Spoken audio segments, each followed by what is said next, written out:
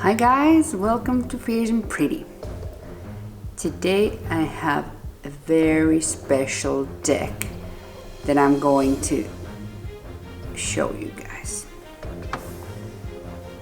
And this deck deserves a whiskey. And you might wonder why I'm not drinking a martini, shaken not stirred. That's because Roger Moore, as a Bond, never ordered a martini. He drank bourbon whiskey. So that's why I'm following in his footsteps. So why is this deck so special to me? It all goes back to my childhood. Because, TV wasn't what it is today. When I was a kid, back in the 80s, we actually had few TVs in our house. We had one in the kids' room and one in the living room, and later on we got a TV in the kitchen, but they were those thick, huge bulk box TVs. And my father loved to watch James Bond movies, and I used to watch them with him and with my big brother. I remember I was lying underneath the living room table on my belly while our dad was on the couch and maybe my brother was on the chair or something. So I've kind of grown up watching James Bond movies. And here I could ask a question for all of you guys. Do you have a preference? Who is your true James Bond? Because we all have options. I like many of the actors who played Bond and their version of the 007 character, but for me, Roger Moore always felt as the real Bond, because he was the one who was mostly in those videos or movies that I watched with my dad. So I think he must have been the first Bond I've seen. We do have a lot of other great Bonds too, like Sean Connery and something, but for me, Roger Moore was always kind of the Bond.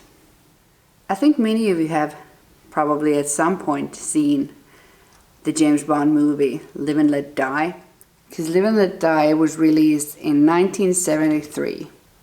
9 years before I was even born.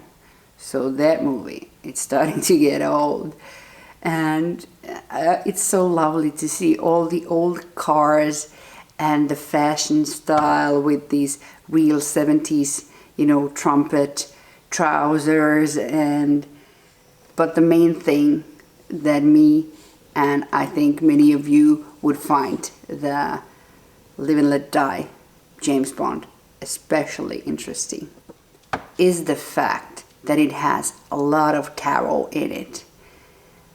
You can see in few places here and there some pixies, Rider-Waite-Smith cards, but then the main deck that was actually made popular by this movie and is shown mostly in this movie is Tarot of the Witches by Fergus Hall. But in the movie, the cards have red backs. And they actually made a movie prop version of this deck at some point. But now it's currently, at least I haven't found it anywhere with the red backs. But what I did order now, I'll show you soon. They are the exact card images. The only difference for the actual deck used in the movie is the color of the backs. But I will talk more about the deck and the book and the whole thing when we are looking at the cards, so you don't have to see my yapping face all for too long in this video. I will show you the red back replica. I'll just scroll online and add some pictures about I'll add some pictures about that too somewhere along this video. So this is actually the first time I'm opening the box, because I just got it from the mail today. It is the James Bond 007 tarot game. And it was by US Games, and it comes in this quite a big yellow box. There's Roger Moore and Jane Seymour, Solitaire, the tarot reader from the movie. Okay, it seems like it opens from here. And the guidebook actually is by Stuart Kaplan. It ain't a big book, but it's in really pretty shape. Okay, so it goes through the majors in a bigger way, page by each. And then for the minors, you just get like Six of Swords, divinatory meaning, a trip or journey, travel, voyage, route, attempt through difficulties, success after anxiety. And then it gives reversed meaning for the minors. Oh, and there's a nice picture of Solitaire. So it comes with this folded. It's just a Celtic cross. A huge cheat sheet for Celtic cross. But it's in perfect shape. That's cool. And then there are the cards. So it is a two-piece box. And it has the little white book inside. It looks like it's never been read even. Okay, so we have a title card about the creator and publisher. And it's talking about the Fergus Hollis deck, the original. It's printed by A.G. Muller, but this deck is, because it's the James Bond edition, it is by US Games. And the deck seems to be in perfect condition. I got lucky. Lucky in eBay once again. And the card stock is beautiful. I love these vintage cards because they are thicker than the modern ones. So when we talk about this James Bond deck or the original version of this deck, which just basically has different backs, the images are the same, but people's opinions are kind of divided. It's kind of a deck that you would either love or hate, but I wanted it mainly because of the James Bond connection there. It has so much nostalgia to me, and actually the first thing my brother said to me, and he sent me because he lives in another country than I do, he sent me a clip of this movie when he first learned that I've gone crazy about tarot. So he immediately linked me the Jane Seymour being Solitaire bit from this movie. So that was also one reason why I really wanted this deck, because now when I have this and when I read with this, I can always remember my brother, because it's not very often that we get to see each other. And all the proportions on the characters in this deck, they are so wacky. So it looks like they've all been going to the gym a lot and doing the upper body and forgot the leg day. They are disproportionate by meaning.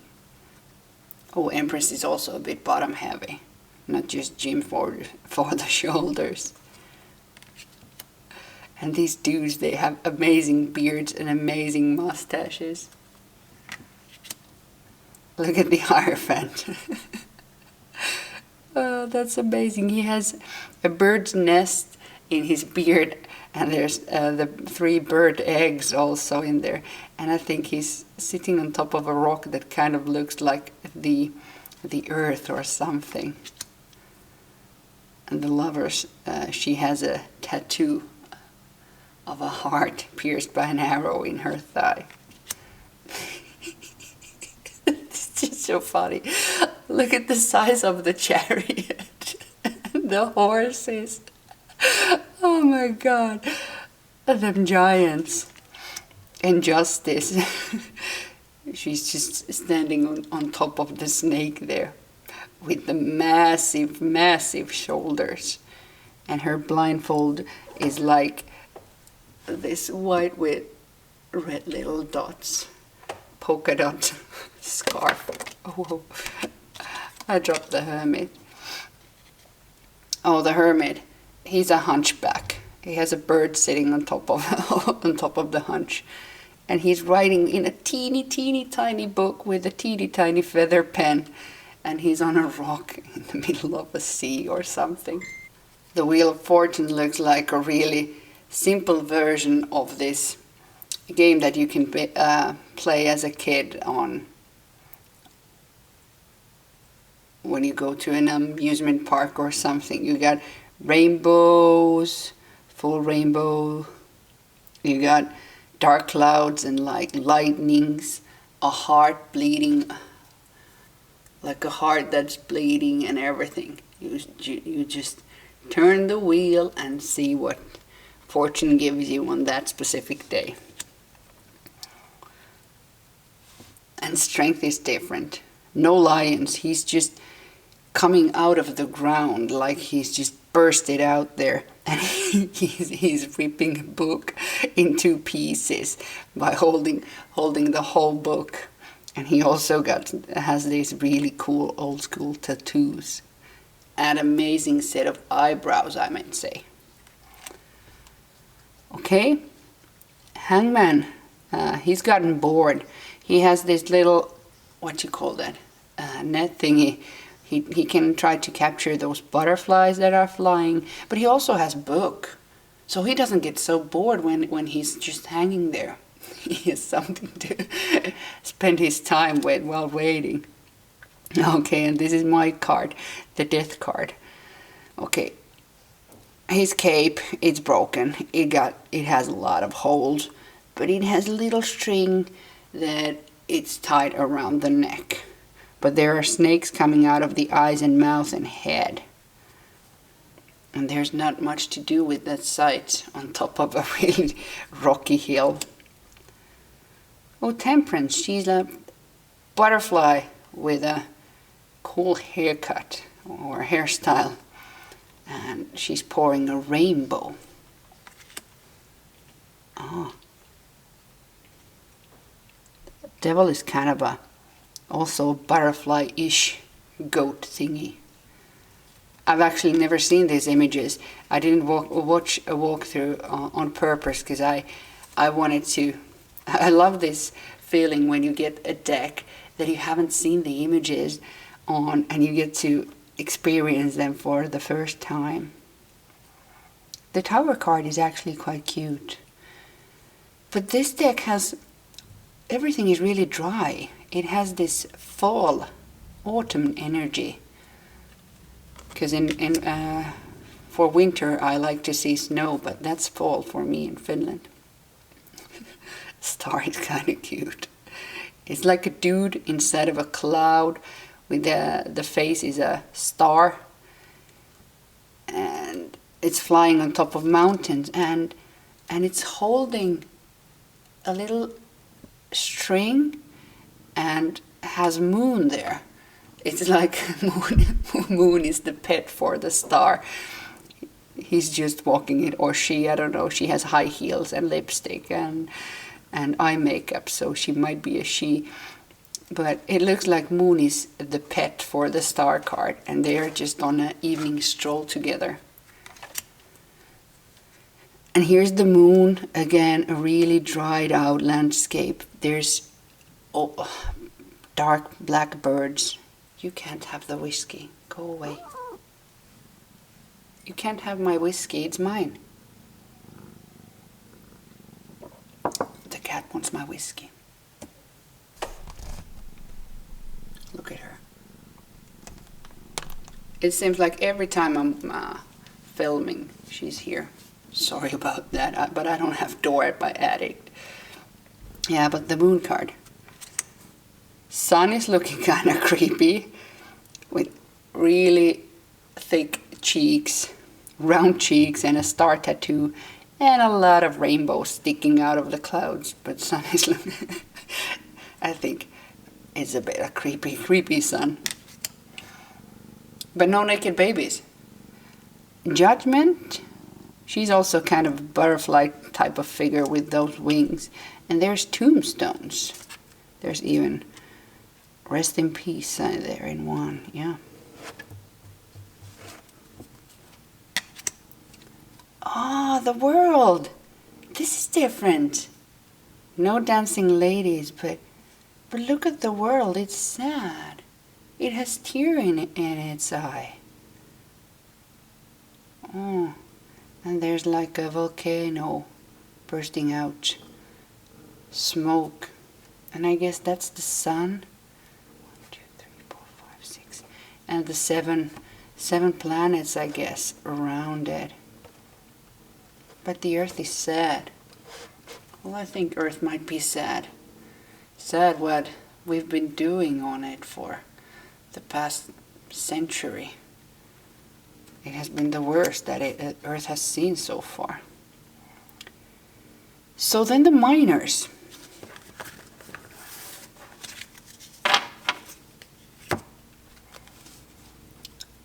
It's titled Ace of Coins, and it's a pip card with a star.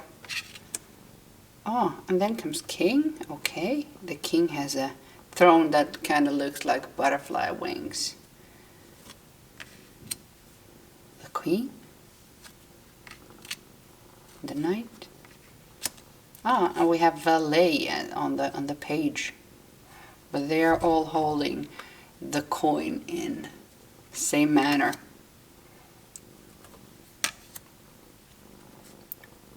That's 2 of coins. So we do have a little illustration here on top of the pip images. There's a road, there are mountains, there's an eye and a flame. Kind of interesting. Oh, but it's same in everyone. Okay. So it's just in each of them, because I was like wondering what might it be in the two of coins or 2 of pentacles. So we just have the pentacles or coins around the eye. And we do have batons as wands. The King. Queen. And look at the size of that purse. It's like, girl, what you gonna fit in that purse? Not your baton anyway. It's amazing. And her high-heeled shoe is also, it's a really teeny tiny shoe. And one thing about the movie that I loved was watching people's clothes and shoes. You know, all these 70s flat, thick shoes and high-waisted pants. Roger Moore's pants were almost like Obelix pants on top of his waist. And look at this dude, the king of the Knight of Baton's legs. How short they are. Oh, this is amazing. Oh, and the valet has this little French hat. A barrette, I guess it's in French. A basket, I don't know what it's called in English.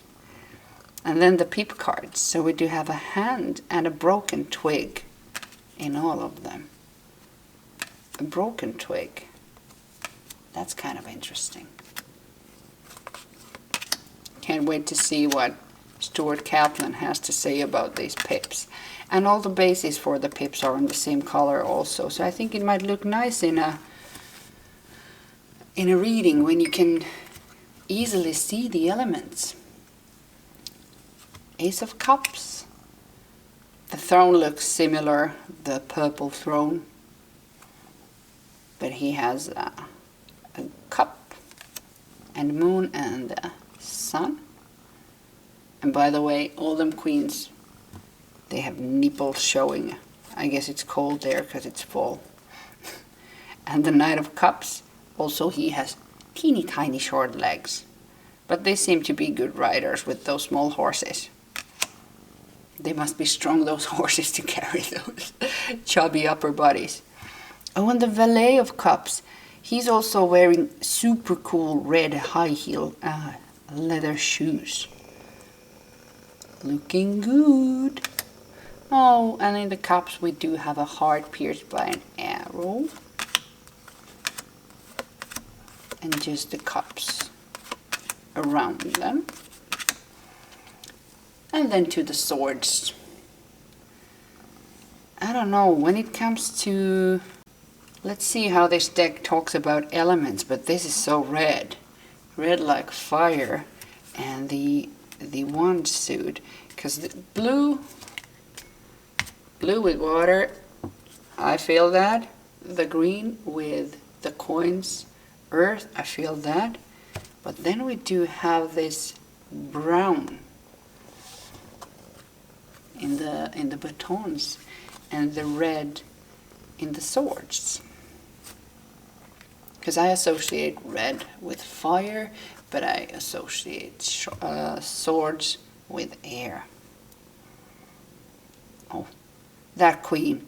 He also is wearing a nice little skirt, a maxi skirt or a maxi dress, and awesome red high heels. Yep. And he can almost reach the floor from his throne. Almost. The queen has a cape. She's a fierce one. And also this knight. Teeny tiny legs. Oh, this one doesn't even have shoes. This valet. No shoes. Just stockings. A really mercurial image, like Mercury's foot. But can you see it's cut out? He has this jigsaw. Someone cut out Mercury's foot. But the Mercury thing fits perfectly to the swords. Well, that was a funny and interesting deck. I'll just do, if anybody still wanted to see, I'm gonna shuffle this deck for a while and do a quick deck interview, because I think this deck is funny. It has a nice feel.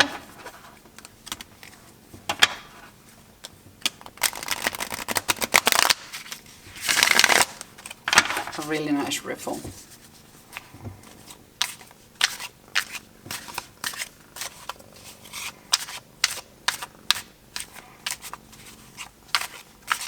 I love shuffling old decks. It's just the best. Because with new decks, especially if you have a like matte finish, the cards they stick together and they stick together and they stick together, and I don't like it. But with my vintage decks, whenever I do riffles, I tend to do them in both ways, just so I don't get a bend to my precious decks. But I use all of my vintage decks. I am thinking, I'm conscious about the way I shuffle them and how I use them. But if I feel like they can handle the riffle, I will riffle. And I want to use them. No matter how old they are, no matter how precious they are. And look at this, 007 backs. At some point I'll show the red one on. I'll be doing some editing on top of this video, so you might see different images, clips from the movie or something. Let's see what I can do with my editing skills and some whiskey. But I'll pause the camera, shuffle for a while, because it's a new, the deck was in order, so I want it to be thoroughly mixed. And then I'll take you guys back for the deck interview if you want to see that. Alright, now I feel that the deck is shuffled enough, so I'm just going to pick it.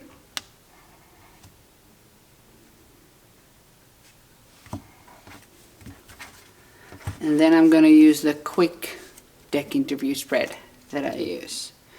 So, who does this deck see itself to be? What card presents this deck? Who am I to this deck? This deck's strength, weaknesses, and our overall, relationship, working together in the future. So this deck, amazing death card. That's cool. Death card has a specific meaning always for me, being the card for Scorpio. But this is gonna be something transformational, I feel. It's gonna be a big one. So what about me? Oh, Temperance. So I'm gonna be the alchemist working with this deck. Balancing. Finding balance in it with this weird art. And also, it is a different deck to me because it is a pure pip deck. And I haven't worked with those a lot. So then, what about the strength of this deck? Judgment. Okay. So this deck is talking business here. So it actually is showing a really deep side of itself. Transformational issues. Like seeing out what was accomplished when it's time to move forward. What has been put under the rug, so to speak, and what needs still to be handled. So I think that this might dig up some things also in the future that I'm trying to ignore, and call me on them. And then what about the weaknesses? The weaknesses, 8 of Cups. The moments when we are losing the pleasure and finding that it's probably time to move on about something and leave the things behind that we used to enjoy at some point.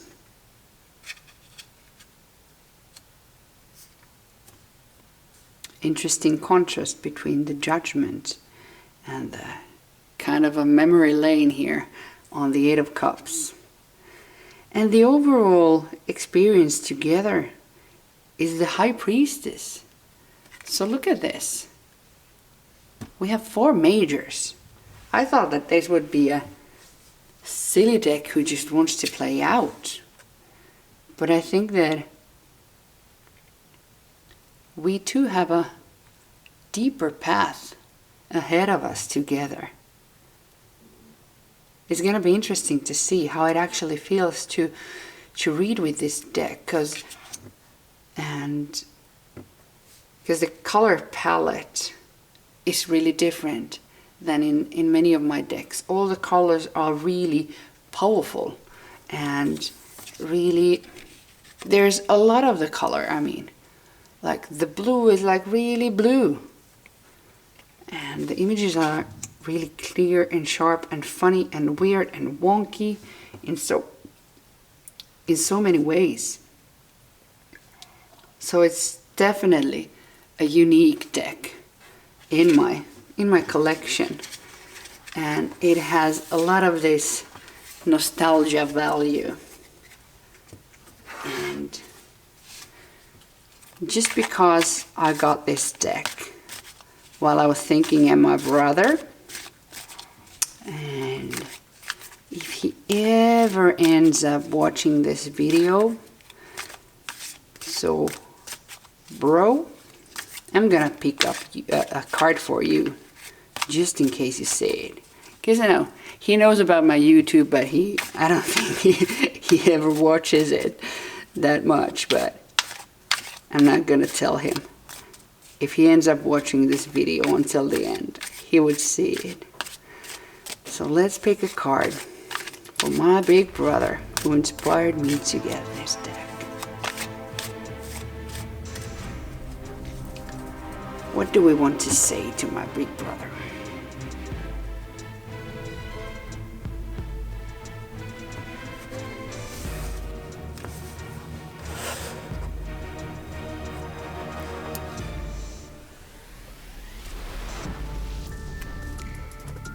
We got the Magician. And what I think that the message here for my big brother is that you have been a true magician in your life lately.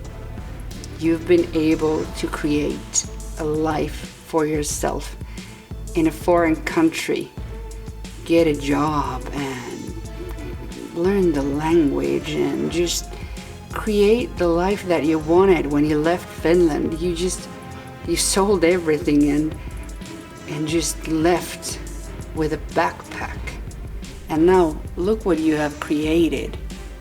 It's freaking amazing. And you always inspire me because you believe in your dreams. You know that if you want something, you can make it happen. You can manifest it like a magician. And that's why I always look up to you, big bro. You're brave. And you never lose faith in yourself. And you always pull it off in the end. So thanks, bro, for inspiring me to get this James Bond deck. I think it's super freaking cool. And thank you, everybody. Thanks for watching. If you can, have a drink and enjoy your evening. Until next time again, bye guys.